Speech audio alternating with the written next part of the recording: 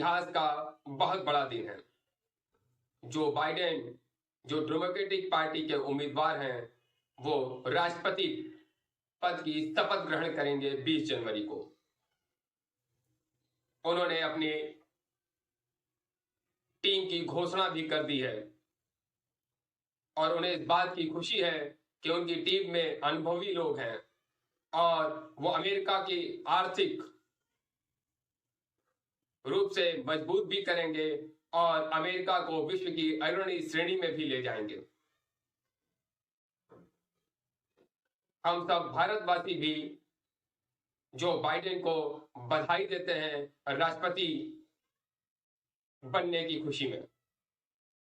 और हम सब भारतीयों के लिए एक और खुशी की बात है कि भारतीय मूल की ही महिला कमला हैरिस जी भी वाइस प्रेसिडेंट इलेक्टेड हुई हैं अमेरिका की। हम सब की दुआ है कि वो भी अमेरिका के लिए अच्छे से अच्छा अपना योगदान करें, क्योंकि भारतीयों में एक कला तो होती ही है कि वो अपना सब कुछ दांव पे लगा देते हैं और उस देश की संस्कृति, उस देश की सभ्यता को बनाए रखने के लिए वो कुछ भी करने को तैयार होते हैं। इसी में एक नाम कमला हैरिस जी का भी है। आखिरकार वो यूएस की वाइस प्रेसिडेंट इलेक्टेड हुई हैं। हम सभी देशवासियों को एक बार फिर से उन्हें बधाई। आइए सीधे लिए चलते हैं जो बाइडेन जी के अधिवेशन में।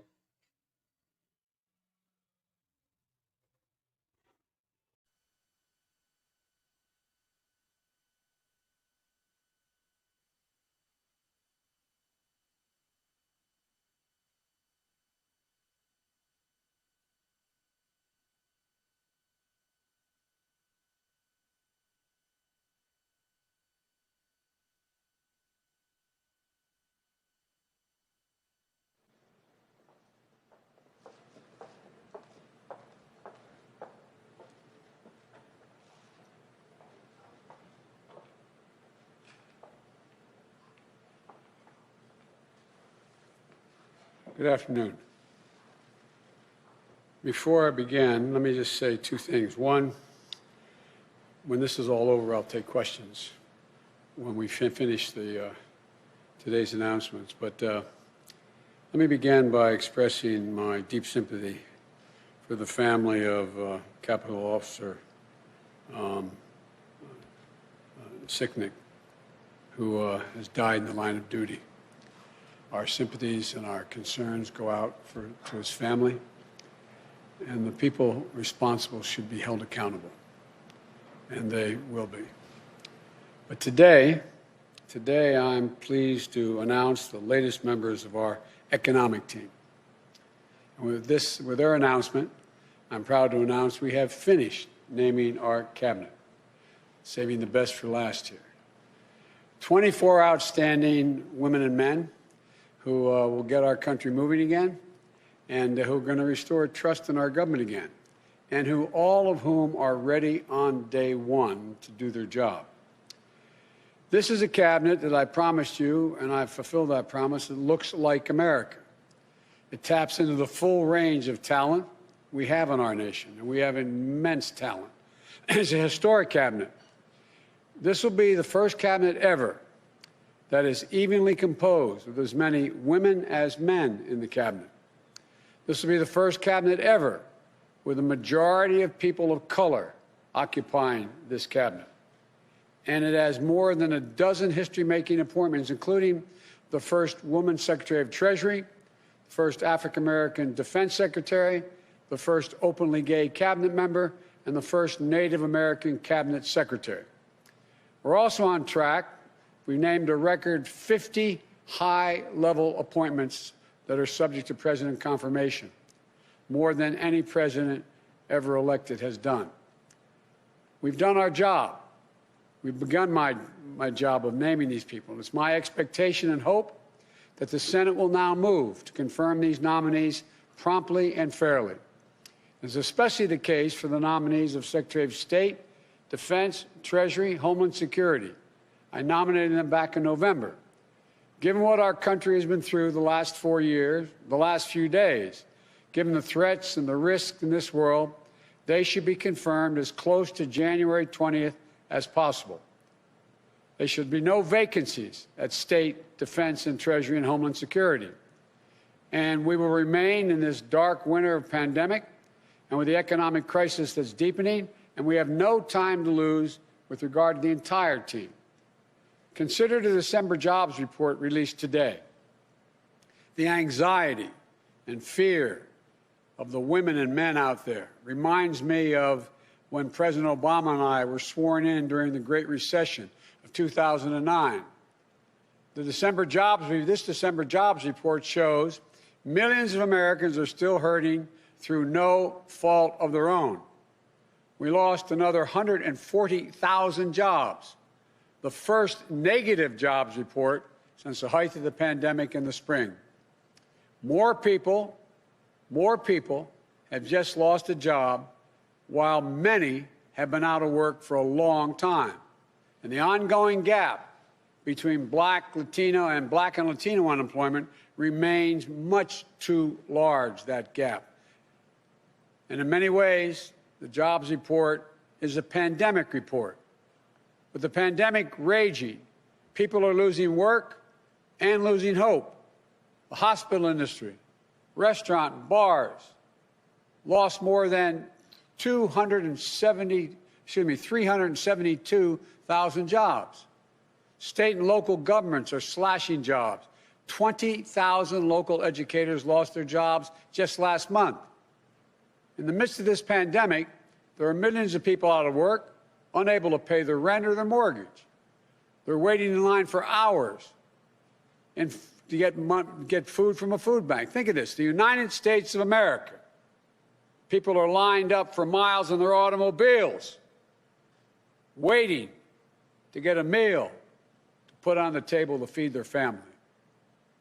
And they're left staring at the ceiling, so many, unable to sleep, worried will they have their health insurance, wondering if they'll be okay.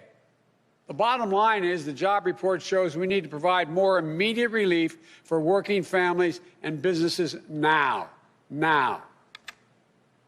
Not just to help them get to the other side of this painful crisis, but a larger purpose, to avoid a broader economic cost that exists out there, that will happen due to long-term unemployment, hunger, homelessness, and business failings.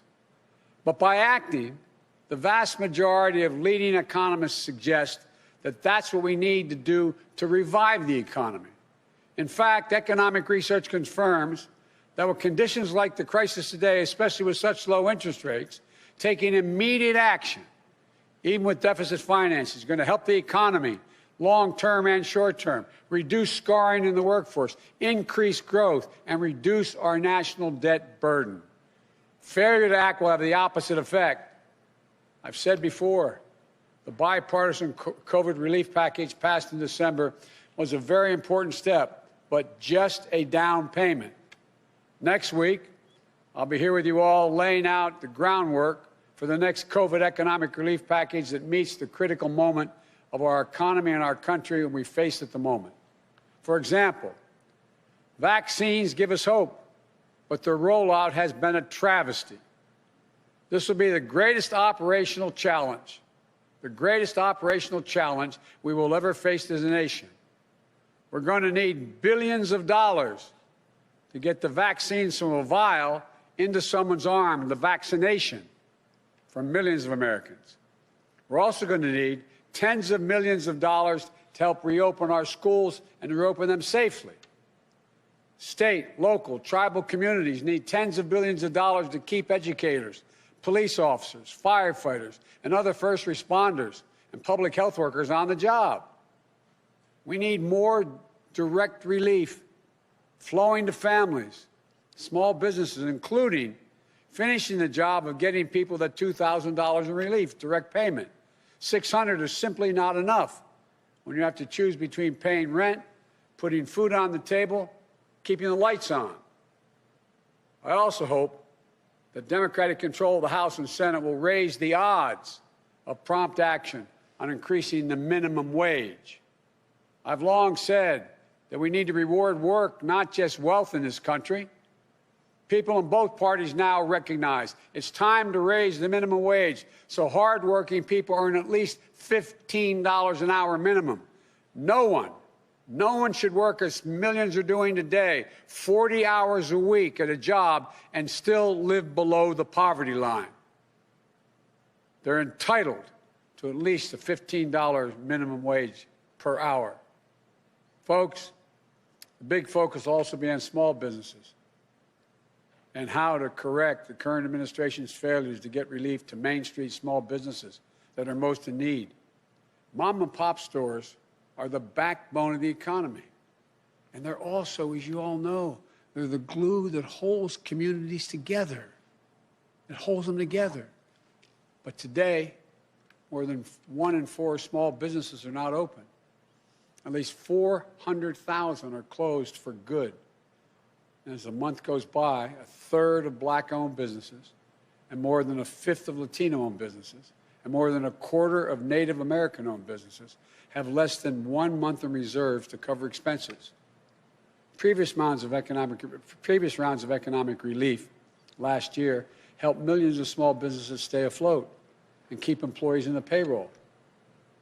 But there were clear problems. Black and brown-owned small businesses had less access to that relief. Mom and pop shops were often the last in line, while big, well-connected businesses jumped in front of the line and got more relief and got it faster. And at every turn, this administration, the Trump administration, has undermined accountability for every tax dollar spent, weakening oversight, firing inspector generals. So it's no surprise an independent watchdog found that tens of thousands of ineligible companies receive relief they should not have, including from fraud and abuse, siphoning off support for their very small businesses that that need it so badly. But the good news is that the relief package passed last month provides additional aid to small business and workers. But as I said from the beginning, the need to make sure that relief and future relief reaches everyone who needs it, we need to do more. These relief dollars will start to flow quickly, potentially while the current administration is still in office. And they may send out money that they won't have any control over. But for what we have to need control over, I want to be very clear what my priorities are for distributing this emergency aid swiftly and equitably. Our focus will be on small businesses on Main Street that aren't wealthy and well-connected, that are facing real economic hardships through no fault of their own. Our priority will be Black, Latino, Asian, and Native American-owned small businesses, women-owned businesses, and finally, having equal access to resources needed to reopen and rebuild.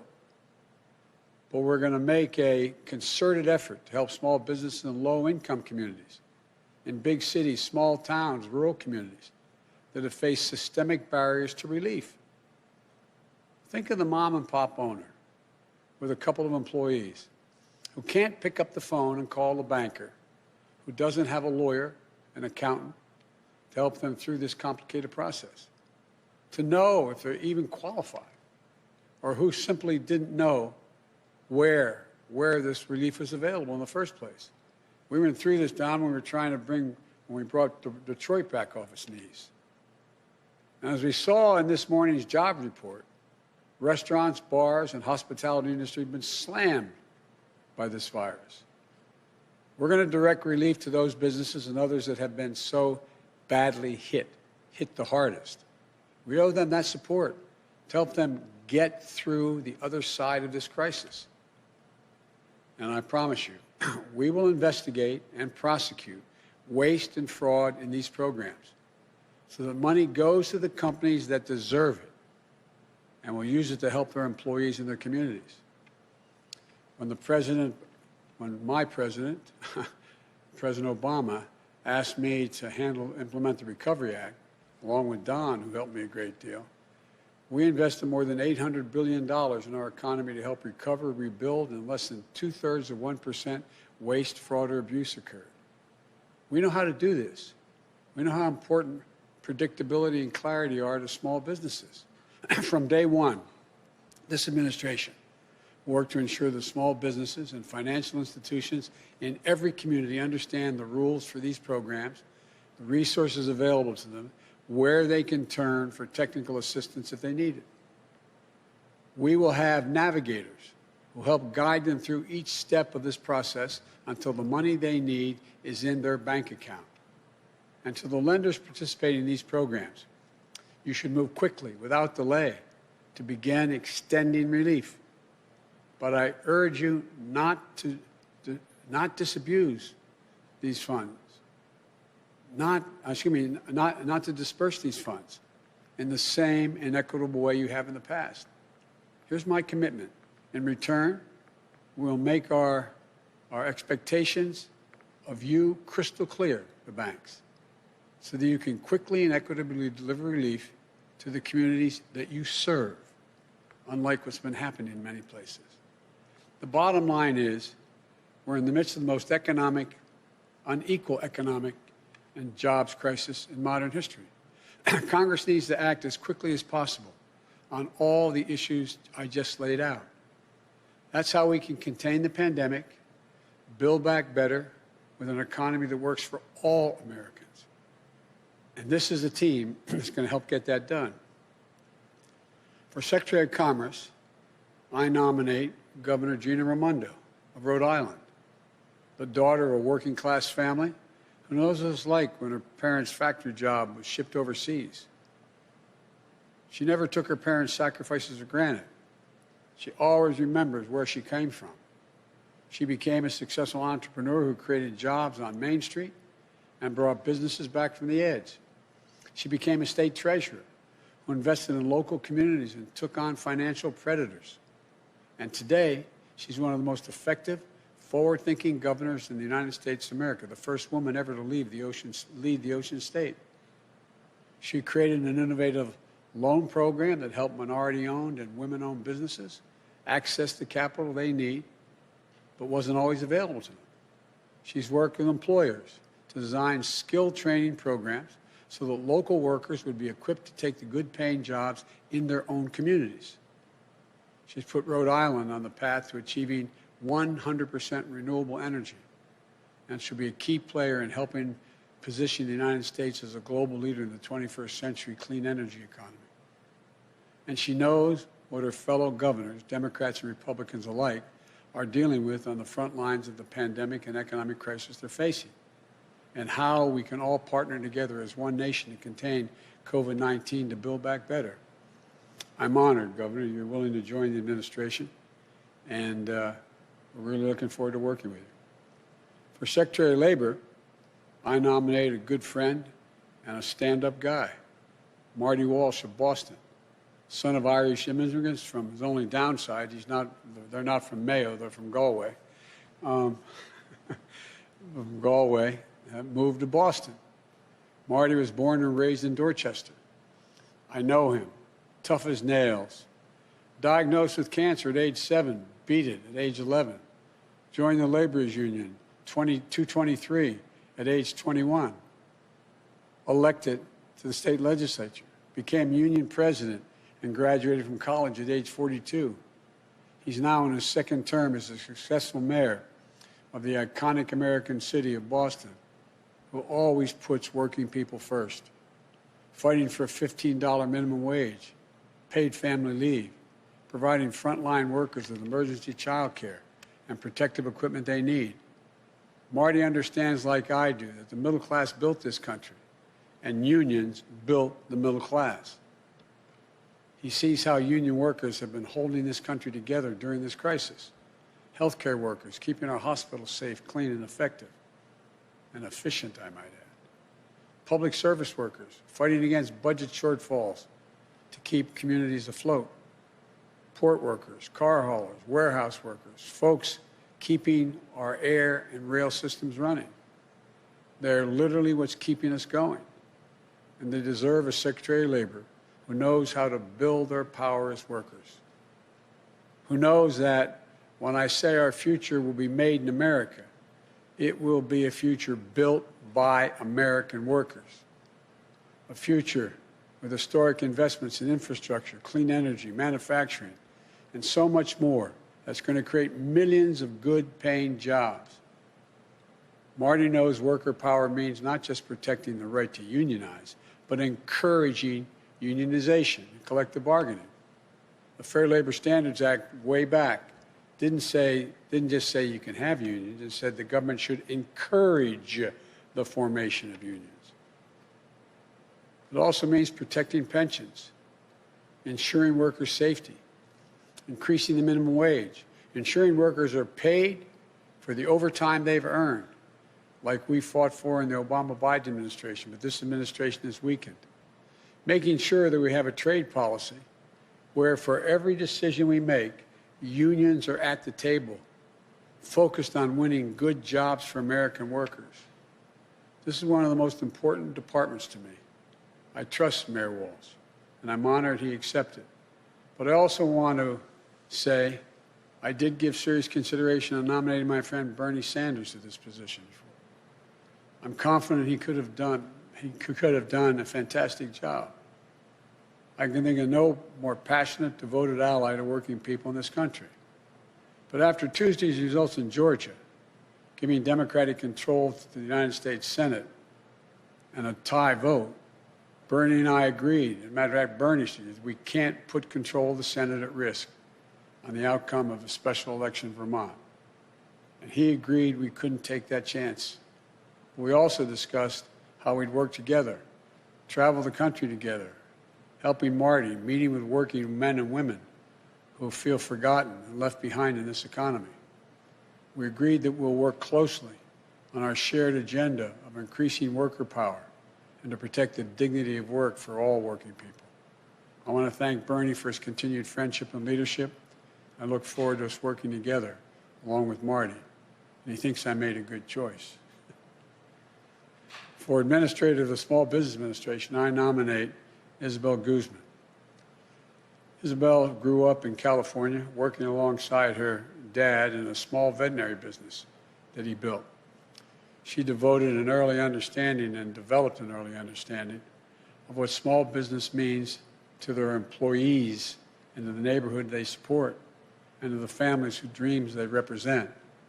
She dedicated her career to creating jobs, to supporting entrepreneurs as a senior official on the Obama-Biden Small Business Administration. As director of California's Office of Small Business and a small business advocate, she worked tirelessly to ensure that everyone with an entrepreneurial spark had a fair and equal shot at getting off the ground and succeeding. The Biden-Harris administration will be locked in on helping small businesses recover, rebuild, and remain the engines of our economic strength. And as head of the SBA, Isabel will be leading a critical mission, not only to rescue small business in crisis, but to provide the capital to entrepreneurs across the country so they can innovate, create jobs, and help lead us into recovery. I'm grateful that she accepted the call to serve in Washington. For Deputy Commerce Secretary, I nominate, and I have to admit to you, a good, loyal, and great friend, Don Graves. Don is a long-time and trusted advisor. He was there at the Treasury Department during the depths of the Great Recession, helping small businesses weather the storm and stay afloat. When President Obama asked me to lead the effort to get Detroit out of bankruptcy and off its back and on its feet again, he said I could take anyone in the administration on my team to do it full time. So I went to the Treasury Department. I tasked Don to come over and work for me and work on it full time. It was the best decision I ever made in that effort. I'm not sure how he thinks about that, but I think it was the best decision I've ever made. And he did a great job working with the city officials, state officials, on its road to recovery. And by the way, it's the little things. It's getting to know what's happening on the ground. Remember how we went through the issue about the number of buses and lights, street lights and the like. It gets down to the nitty-gritty of what has to be done. We found out that Detroit had a lot of qualified people, but during the Great Recession, almost everyone who knew how to program anything left. So when we finally got it back on its feet again, we found out there wasn't anybody left to know how to turn on the street lights, literally, run the sewer department. So we went out and we got an outfit to come in, and we said, find us some high-tech people. They came back, what was it, 53, 55 people. They all happened to be women. Most were minority. None had more than a high school degree, and a quarter of them only had a GED. And I remember even our very liberal friends, we told them we were doing this, they said, I'm not going to do this. Well, guess what? In a 14-week program, they were taught how to program. They were taught how to do it all. They ended up putting the city back on its feet. Every one of them left after that time because they went to the graduation. The lowest starting salary, if my recollection is correct, was $49,000. The highest, $104,000. Point is, give people a chance. Americans can do anything given a shot. It also helped me lead our national strategy to equip workers with the skills they need for good paying jobs in the 21st century in healthcare, IT, clean energy, advanced manufacturing, and so much more. He was there to help me launch the National Cancer Moonshot and marshal the full resources of the federal government to help end cancer as we know it. A cancer survivor himself diagnosed and treated while he was working on this for me. Don knows about hope and he knows about resilience. And I'm grateful to him and his wonderful family for once again answering the call to serve. I want to thank you all. Thank your families. And I don't want to embarrass him, but there's one guy up in the gallery here, Tommy, who's my buddy, who is the son of the governor. Thanks, Tommy, for supporting Mom doing this. And to American people, I know these times are tough, but I want you to know that we're going to get through this. Help is on the way. These people know what they're about. They know what it's like. So may God bless you all, and may God protect our troops. Now what I'd like to do is turn this over to the team, starting with our next Secretary of Labor, Marty Walsh. And after all is said and done, what I'll do is I'll come back and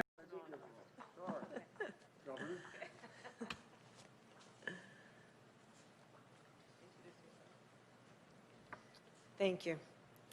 Good afternoon. Good afternoon.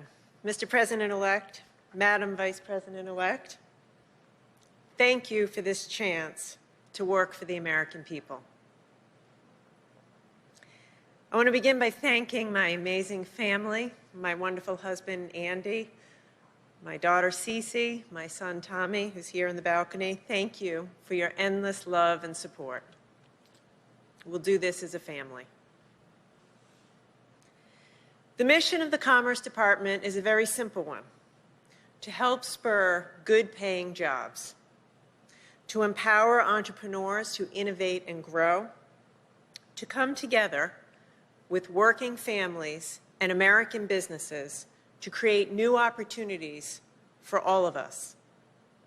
It's a simple but vital mission. It's the same mission that's driven my own life and the path of my family across generations. My grandfather was 14 years old when he came to this country. He got on a boat by himself at 14 years old from Italy. He came to America in search of new possibilities. He taught himself English late at night in the Providence Public Library. The library was open late at night. He started a family, and the first chapter of our family's new American story. And my father was the son of another Italian immigrant, a butcher who helped found the Meat Cutters Union in Rhode Island, which is now the UFCW local in Rhode Island. And after serving in the Navy and going to college on the GI Bill, my father went to work in manufacturing, spending most of his career at the Bulliver Watch Factory in Providence. Now, I was the youngest of 3 kids, and there were 6 of us, including my grandfather, all in a small house, sharing one bathroom. Now, we didn't have a lot, but we had everything that we needed. Until one day, my dad came home and he said the factory was going to close. The jobs were going overseas. And so after 28 years of dedicated work, he was pushed unceremoniously into early retirement in his mid-50s. I have to tell you, it was a very difficult time for my family. And like so many American families across this country today, we had to cut back to make it through. But my mom kept our family together, and we did get through. And I went on to college, and I started to chase my own dream of starting a business and creating jobs for hardworking people. Because I knew exactly what those jobs would mean. What those jobs would mean for families who had fallen on hard times, for communities where the factory had shut down, and for a state that needed a shot in the arm to get back on its feet. When I announced my run for governor, Rhode Island was in the midst of an 8-month streak as the state with the highest unemployment rate in the nation. But over the last 6 years, we've worked hard, we fought back, and we've grown our way back, achieving a record number of jobs and the lowest unemployment rate in over 30 years. Now, we did that by bringing together our workers and businesses, working together, coming together in common cause. We invested in our people, in their skills, their opportunities, and their dreams. We helped new businesses launch, and we sparked others to hire and grow responsibly. That's the same vision, the same faith in American workers, in American entrepreneurs that I see in the Build Back Better agenda. It's a vision for an inclusive recovery that lifts up those who've been left behind.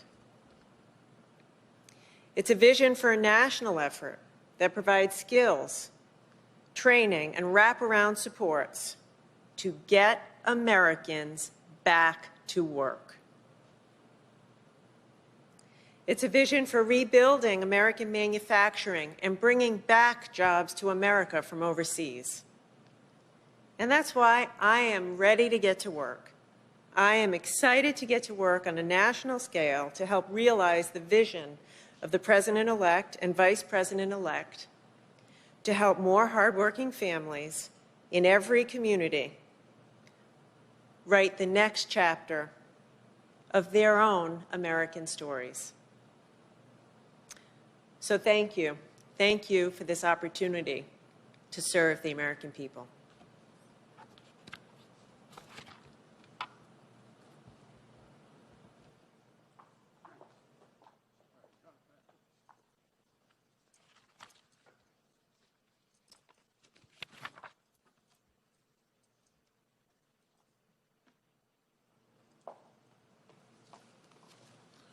Thank you, Governor Raimondo, and I look forward to working with you in my role as well. Mr. President-elect, Madam President, Vice President-elect, I want to thank you for the opportunity to serve the American people. The word labor means everything to me. As you mentioned earlier, Mr. President-elect, my mother and father came to this country as immigrants from Galway, which is in Ireland, but from a part of Galway called Connemara. They brought with them their willing hands, their honest hearts, and hopes for the American dream. But all they needed, because my father joined the Laborers Union in Boston, was that opportunity. And that's why my parents were able to raise my brother, John, and myself with dignity and security in the multi-ethnic, multiracial, working-class neighborhood of Dorchester in the city of Boston. I followed my father into that union. I learned what it took to turn an honest day's work into an honest day's pay. I saw what fighting for good jobs, good benefits, a safe workplace does for the lives of hardworking men and women and their families. And I fought for working people every single day of my life since then. Today, we're at a crossroads in America. It's a time of great hardship. Working people are holding the country together right now. I've seen it up close as mayor of the city that I love, Boston. Healthcare workers, first responders, grocery store workers, delivery drivers, postal workers, sanitation workers, custodians, coming through for us under impossible conditions. But this isn't just because of the COVID crisis or the economic crisis that threatens their well-being. Working people have been struggling for a long time under the erosion of their rights and the deep inequalities of race, gender, and class. For the last 4 years, they've been under assault, attacks on their rights, their livelihoods, and the unions that built the middle class. We are facing hard times, but nobody's tougher than the American worker. And now we have the opportunity to put power back in the hands of working people all across this country. And that is a good thing for our economy and for our country. We can defend workers' rights.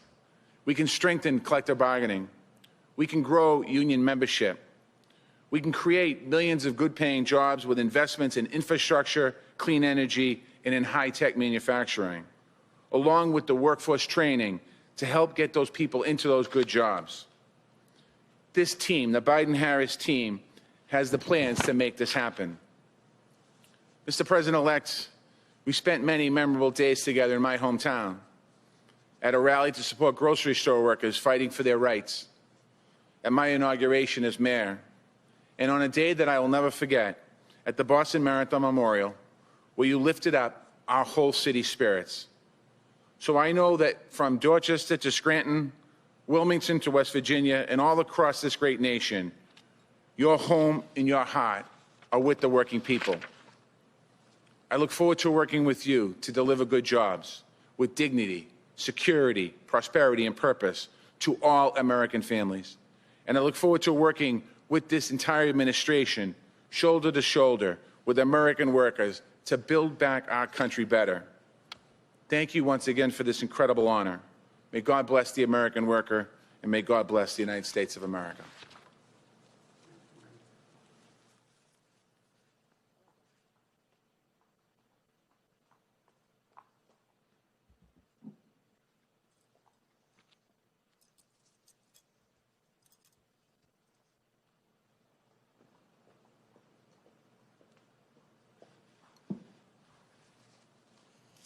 Good afternoon. Mr. President-elect, Madam Vice President-elect, I am honored and truly thankful for this opportunity to serve America's small businesses. Together with you and the exceptional and diverse team you're assembling, I am eager to build our economy back better in every community. The small business experience is personal to me. I grew up in an entrepreneurial family. My father started his first veterinary hospital when I was 1 year old, and I recall early childhood memories of tagging along with him to the hospitals to check on the animals under his care. As I grew older, I worked alongside my dad at the family business and witnessed his dedication to his clients, his employees, and the community. I saw him spending endless hours wearing multiple hats, tirelessly working to learn more and grow the business. Those memories have defined my career and really inspired my work, still today. Along my own path, I have partnered to start businesses, and I have helped entrepreneurs launch and grow their firms. I have advised a startup minority-owned bank, and I have co-founded a consulting firm for small business contractors. At the U.S. Small Business Administration, I was honored to help make a difference on a national scale.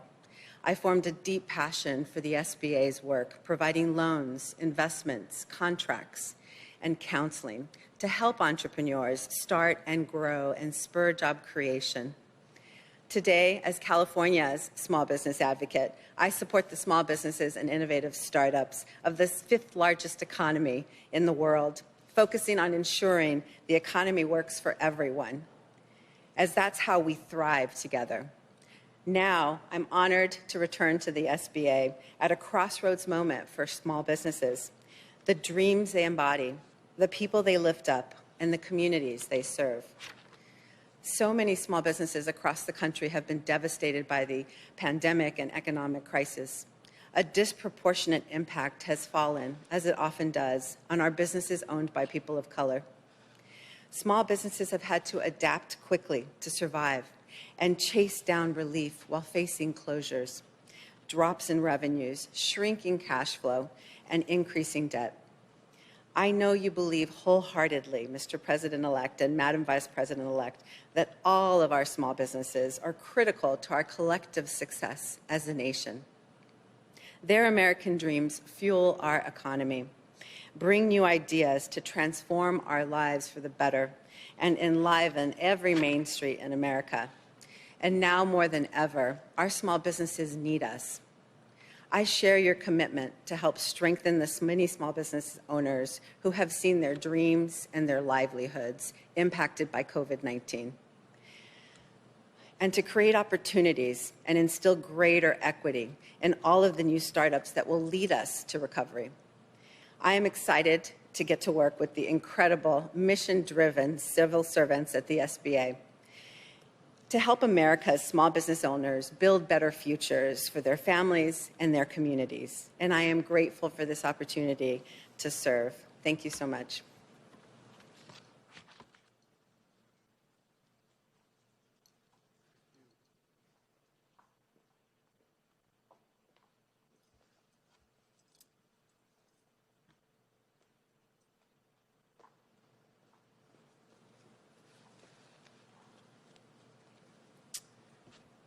Mr. President-elect, Madam Vice President-elect, I'm honored and humbled to be here today. I first want to thank my family for giving me permission to once again serve the American public. I've spent my career in government, the private sector, and nonprofits, finding ways to ensure that economic opportunity is inclusive and broad-based. And as it is for all of us in our own ways, it's personal. I come from a long line of small business owners, including one who owned and operated the only African-American-owned hotel in the mid to late 1800s, just 4 short blocks from where the Commerce Department sits today. But for too many people in this country, the chance to start and grow a business, to take their idea into market and sell all over the world remains elusive all these years later. But we also know that government, its resources, and its experienced and capable civil servants can help level the playing field and empower people, communities, and our economy to reach their full potential. Mr. President-elect, I saw it firsthand when you and President Obama prevented another Great Depression and helped us recover, rebuild, and put us on the way to resurgence. I saw it in Detroit, where we were able to provide the partnership to help residents, businesses, and leaders get their city back on the feet again. And as we traveled the country, meeting with local leaders, labor unions, business leaders, and educators, I saw how you brought people together to ensure American workers were equipped and matched with the skills for jobs in their own communities that also strengthened the economic competitiveness of our nation. Above all, you showed me how to do it the right way, to understand that service isn't about those who serve, but the people we serve. To spend the extra time to really understand what they're going through, and to know they aren't looking for us to solve everything, but to understand and help make their lives better. I felt that most through the Cancer Moonshot you launched, deeply personal to both our families. And that gave the American people a renewed sense of hope in what we can do as a nation. With Governor Raimondo, Mayor Walsh, Isabel, and the entire economic team, we will govern by that high standard that you and the Vice President-elect continue to show, to revive the economy through the pandemic and build it back better, to advance racial equity across the board and to meet the existential threat of climate change with American jobs and ingenuity, With your leadership, I know this administration will provide the American people the support they need to thrive and the opportunity to turn their hopes into lives of dignity and the respect they deserve. Thank you again for the opportunity to serve.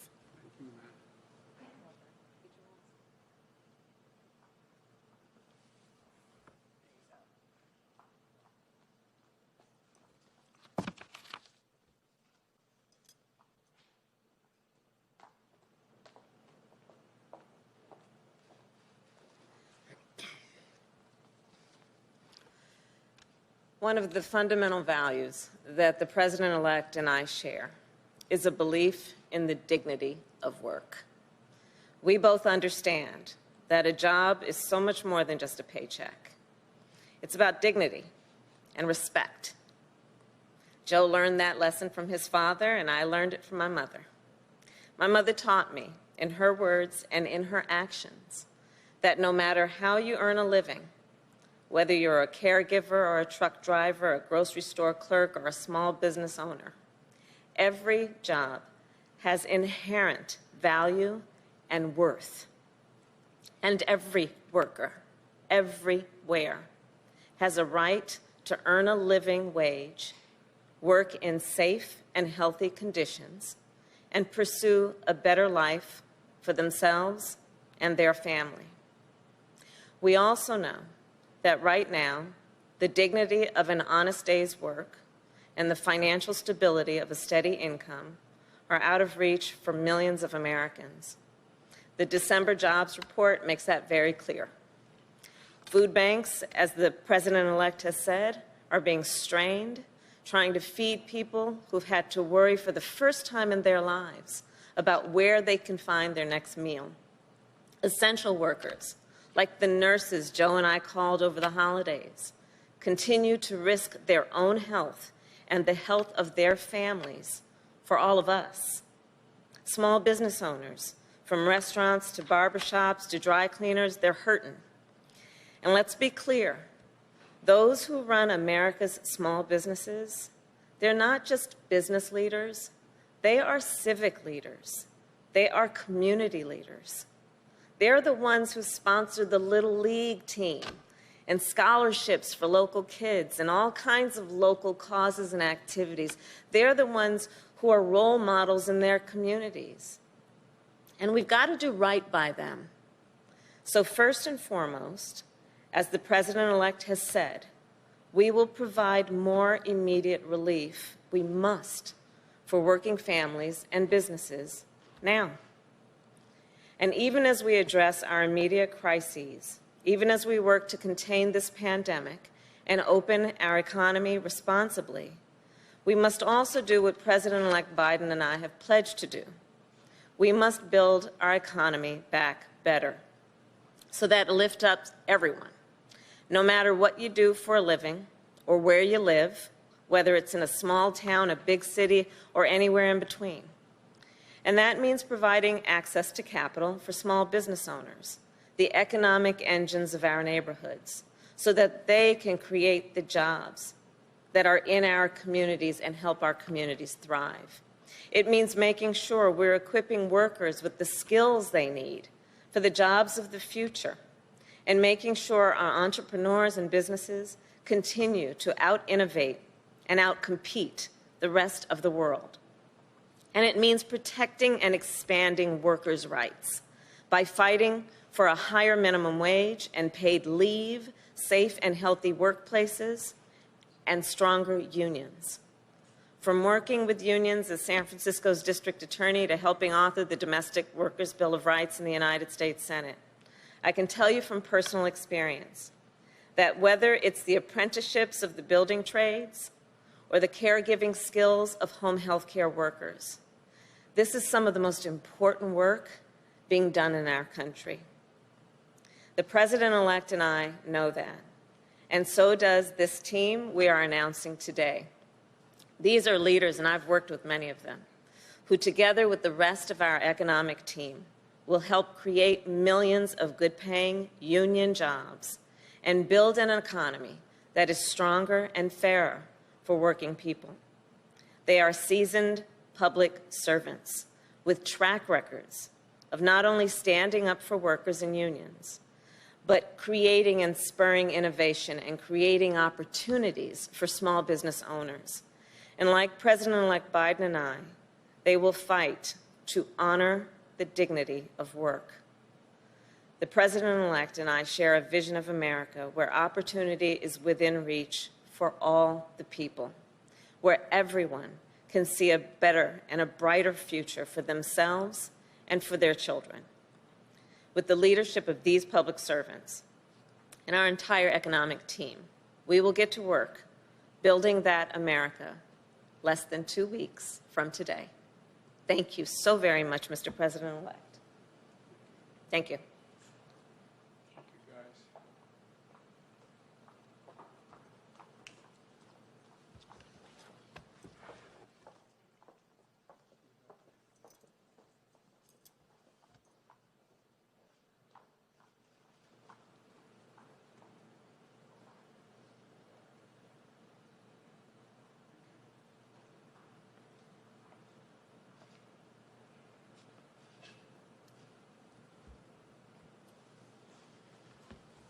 Well, folks, let me take some of your questions. We'll have chances again this week to do it. But let me yield, and you tell me who we're talking to.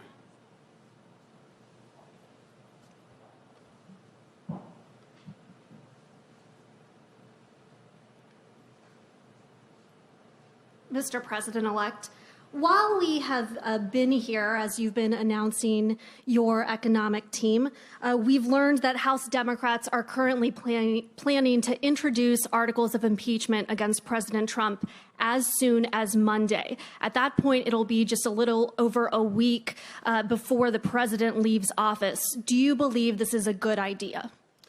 Look, I've thought for a long, long time that President Trump wasn't fit to hold the job. That's why I ran. And my job now, in 12 days, God willing, I'll be President of the United States of America. And I'm focused on the urgency of 3 immediate concerns. 1, the virus, getting under control, getting the vaccine from a vial into people's arms. I think the way it's being done now has been very, very sad. Number 2, we've had 4,000 deaths. 4,000 deaths yesterday. And things continue to rise, to escalate. That's my number 1 concern, to get the virus under control. We lost over 125,000 jobs this last month, and people are really, really, really in desperate shape. And so I'm focused on the virus, the vaccine, and economic growth. What the Congress decides to do is for them to decide. But I'm going to have to, and they're going to have to be ready to hit the ground running, because when Kamala and I are sworn in, we're going to be introducing immediately significant pieces of legislation to deal with the virus, deal with the economy, and deal with economic growth. So we're going to do our job, and the Congress can decide how to proceed with theirs. But if a Democratic member of Congress were to call and ask for your advice about whether they should proceed with this, what would you tell them? I'd tell them that's a decision for the Congress to make. I'm focused on my job. And did you speak with House Speaker Nancy Pelosi before this decision was made, or is that conversation that's still going to happen? I'll be speaking with Nancy and the Democratic leadership this afternoon, as a matter of fact, about my agenda, as well as whatever they want to talk to me about. Okay, thanks.